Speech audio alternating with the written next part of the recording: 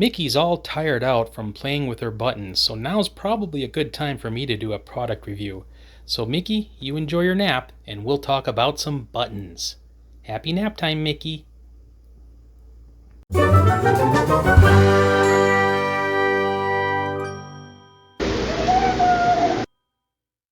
Welcome to part 2 of the Fluent Pet product review. If you saw part 1, you saw the unboxing we did for the brand new buttons with Mickey. But in this video, I kind of want to take a little bit of time and just kind of go over the buttons and some things that people should know and kind of review my thoughts on the product as well. So this is Mickey's soundboard. And this is actually made up of 2 sets of the Fluent Pet buttons that we had gotten. I had gotten the first full set that contained 32 buttons, and that's the one that you saw in the unboxing video. But I was also able to get another set used that a used set that someone was selling online. So I added that set as well. The used set is actually a bit older version than the new buttons we got, but they intermix fine. So there is a little bit slight difference between the two, but I'll kind of go over that as well. So this is Mickey's soundboard, and it's made up of different sections or hex tiles that kind of group different types of words that are of the same category in the same location on the soundboard. That way Mickey can kind of compartmentalize in her mind when she's going through and pressing the buttons that these words on one section mean a certain type of thing, and then another set of words in another section means something else. So the idea is it's supposed to be able to help Mickey understand the flow of vocabulary over time as she learns the buttons. So these 2 buttons here are actually not Fluent Pet buttons. Those are the original buttons that I got from Learning Resources, and as you can see, they're much larger than the Fluent Pet buttons. I like these buttons. These were my first buttons that I got. For example, this one says is. And they're nice. They came in a pack of 4. You can get a recordable version, which if you do purchase them, you want to make sure you get the recordable ones because there are non-recordable options. And so we can put whatever voice we want in there. These are the buttons that Mickey started out with. The only trouble we had with cats, or at least in the case of Mickey, is the Learning Resources, the bigger button, was a little bit harder for her to press. She could still do it, but Mickey has this tendency where she reaches out to the button and kind of pulls it to herself sometimes, but if she's reaching out and pressing on it, sometimes she doesn't have the right angle, the arm strength to necessarily press it down all the time, and she ends up just kind of touching the buttons a lot rather than pressing them. So it takes a little bit sometimes for her to press the bigger buttons, but she kind of got the hang of it after a while. But we just found that, we thought that by getting the smaller buttons, that would end up being easier for her, and indeed it is. There's quite a difference in being able to press the larger buttons for her than it is for the smaller ones. Now, that might be different for other pets, like a dog or something like that. I can't really say for sure if a dog would prefer the larger buttons or the smaller ones, but at least in Mickey's case, I think she does a little bit better in terms of pressing on the smaller buttons.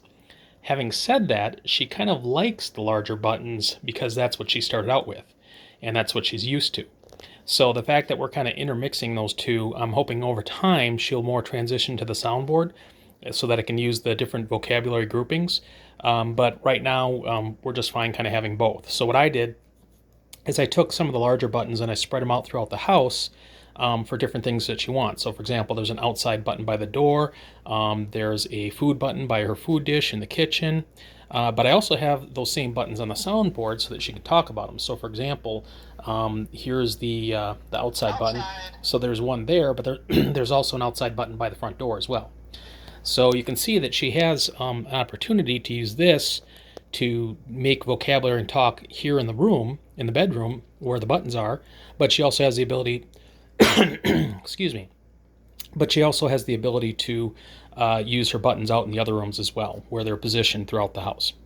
So just to kind of go over the product here a little bit, here's some things that you should know about the Fluent Pet products. Okay, so one thing is these buttons here, these are the older ones that we got used, that we added to the set, and they're a little bit harder to press than the new ones. She has a little more difficulty with these.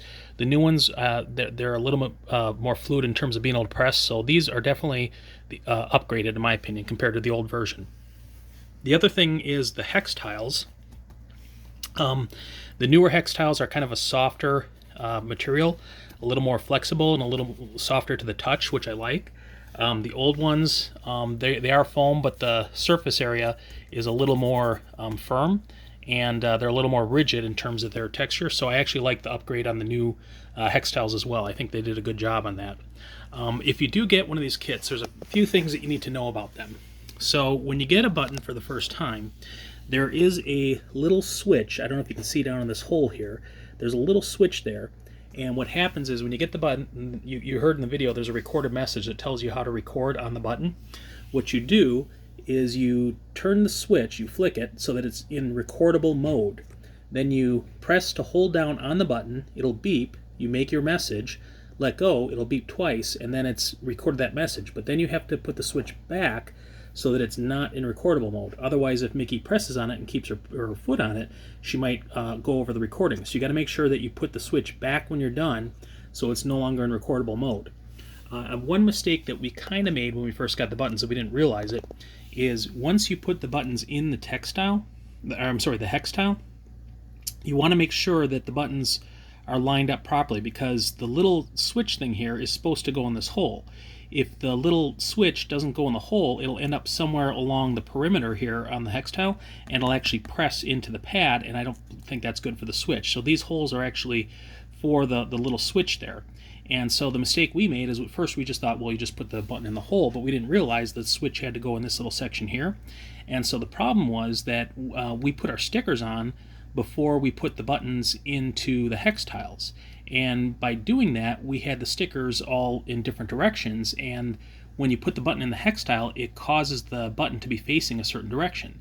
So because we put the stickers on first before we put the button in the Hex Tile, all the stickers are all kind of facing in weird directions. So one of the things I would recommend is put the button in the Hex Tile first so that you know what way the button is going to face, and then put the sticker on after the fact, so that way all the stickers are facing whatever direction you want them to face instead of just randomly. So that was one mistake that we made, but that's okay. I can always put stickers over the top in the future. I don't know if that'll confuse her somewhat, but that is an option that I can do. So one thing I would recommend, another mistake we kind of made, is probably planning out the soundboard a little bit in advance ahead of time, knowing what it is that you want to accomplish, where you want words to go, and kind of having a game plan rather than just kind of haphazardly putting them in there.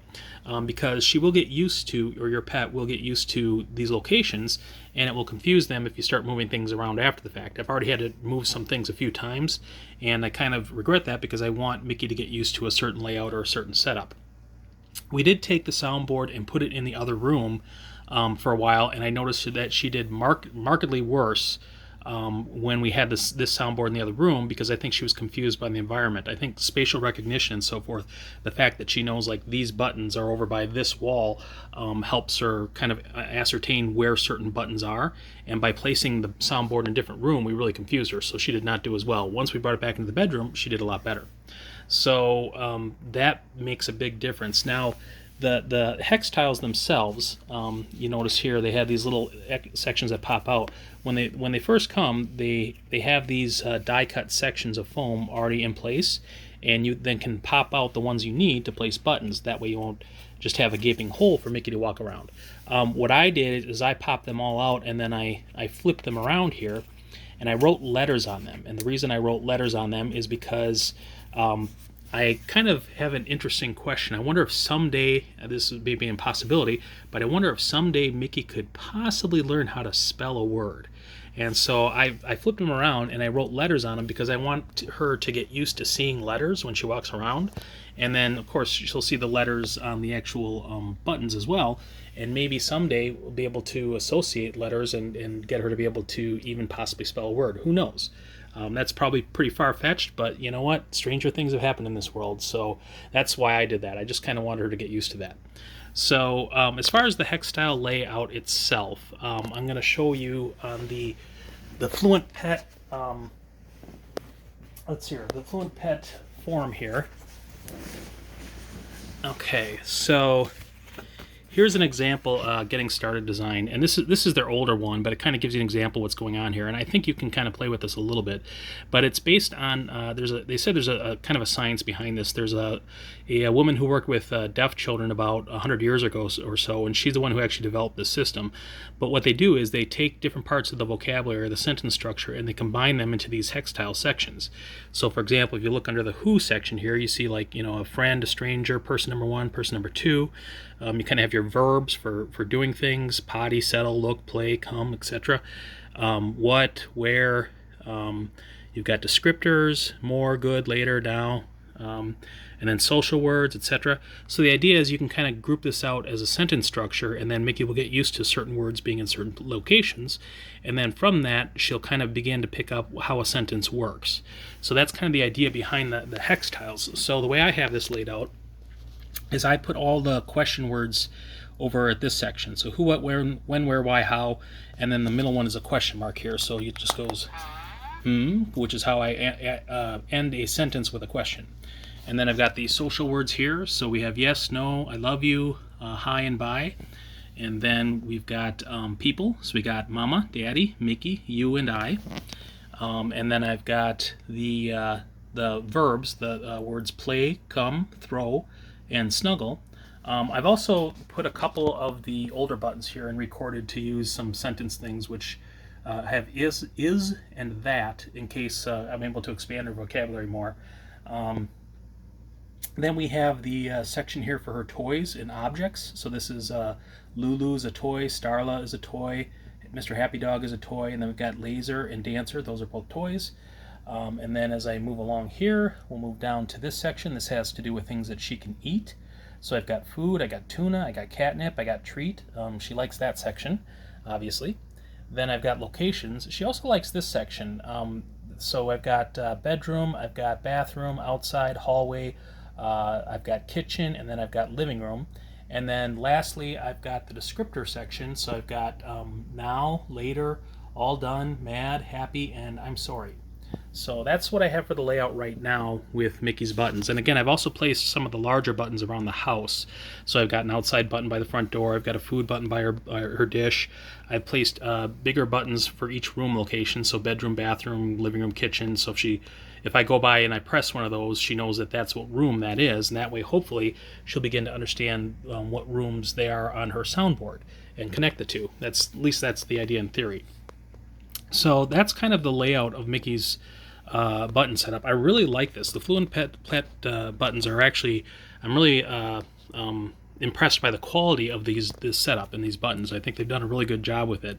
Again, like I said, I do notice quite a bit an upgrade from the older buttons to the newer buttons, as far as like the easeability to press and so forth. So I really like that. Plus the newer buttons actually come with more writable stickers, whereas the older buttons actually have the words already on the stickers. So that was kind of nice to see that too. And in the future I might kind of make my own stickers and my own words as well. So that's kind of Micky's button layout. Again, it's a soft foam pad. I was kind of concerned that maybe she would start nibbling or eating on this, because Micky sure loves to shred things and tear things up. But she actually hasn't. She's kind of like sniffed it and a little bit, but she hasn't done anything to try to wreck it. So I'm really happy about that, because I didn't want her wrecking the hex tiles. The hex tiles go together pretty easy. Again, it's very nice quality. You get different patterns and so forth, so that you can kind of differentiate between the different groups. But overall, I really like it. I think they did a really good job with it. I really like the logo. If you look here, it's kind of it's a paw, but it's also like the circles could be buttons, and then you've got the paw is kind of a speech bubble from a cartoon. So it's like a talking pet with buttons. Whoever came up with that logo, that's really smart. So yeah, overall it's a very good product. Again, like I said, for starting out, I'm very happy with the big buttons. I think that's a good way to start out. Now, Fluent Pet does offer small starter kits. These were actually less expensive for us than the Fluent Pet ones. The Fluent Pet ones were different in price. These, at the time we bought, the larger buttons were about $20 for 4 of them. The Fluent Pet buttons are a little bit more cost, but you do get the hex tiles, and you can kind of start mapping out your plans. So if your goal is to try to kind of like start with one system and maintain that system and grow it, then maybe you do want to start out with the Fluent Pet ones. But if you want to like an inexpensive way to just kind of like get in with 4 buttons real quick, then you may want the Learning Resources one. I think you're fine doing it either way. I had, Micky likes both buttons, so that really isn't an issue. So anyways, I'm very happy with the Fluent Pet setup. Trying to think if there's anything else that you would kind of need to know about it. Oh, they do have a warranty, which is nice. So if for any reason a button breaks or doesn't work, we had one button that did not work, and I put an email for it. But according to their website, I should get that replaced, so that shouldn't be an issue. It's I think a 180-day warranty from what I saw on the website, but you want to check that out with them. Other than that, it's just a matter of her learning how to use the buttons. And so one thing I did notice in the case of Micky, talking about actually using the buttons now, again, Micky already knew how to use the big buttons, so that was a big advantage when it came to doing the Fluent Pet. For someone else, it would probably take a long time for her to kind of start out. But one thing I do notice with Micky is she does tend to want to press the buttons that are closest to her, and then she wants to kind of experiment with those buttons to see if it's going to get her what she wants, which usually is food. So, for example, if she's sitting over here, she might start pressing this, and kind of like start flopping around from button to button to see which one will get her what she wants. And I'm actually fine with that, even though, like I said, I don't know if she's actually comprehending. I think she does certainly comprehend certain things, like she knows what food is. Because she certainly presses that with her food dish, and she perks up when I say the words. So you can tell she comprehends certain words, but what I'm trying to get her to do is associate with those words with the buttons. So a lot of times in the videos you'll see her pressing things, and I'll act like she knows the word, but I'm not so sure in my mind she actually does know the word yet, but I still want to act like it. I still want to give her the same information, because my thought is that over time, if I keep talking with her as if that is the case, that she's understanding the button, that she'll kind of pick it up and get it. So that's kind of where my mindset is. But it could be possible that she's just maybe randomly pressing buttons that are closest to her. But I'm hoping in time that basically she'll begin to start stringing these things together and understand them. I have seen her put multiple buttons in a row, so I like the fact that she's chaining words together. But I really believe that in time she is going to pick this up. And she's a very smart kitty, and she's doing really good right now. So, and she really likes these buttons. So thank you all for watching this button product review. Again, if you are interested in that, you can find out more information. Just Google Fluent Pet. I don't get a commission for Fluent Pet buttons or anything like that. We just like the product, and we do have a link. I do have an affiliate link where I can get a small commission for the the learning resources buttons if you want to check it out.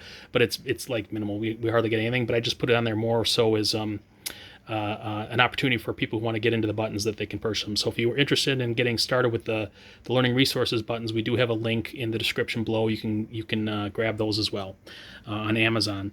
So other than that, this is the button setup, and yeah, she really enjoys it. So thank you for watching it, and hope you will like and subscribe and enjoy more videos in the future as Micky learns how to talk with buttons. All right, thanks very much. Have a great day. Bye-bye.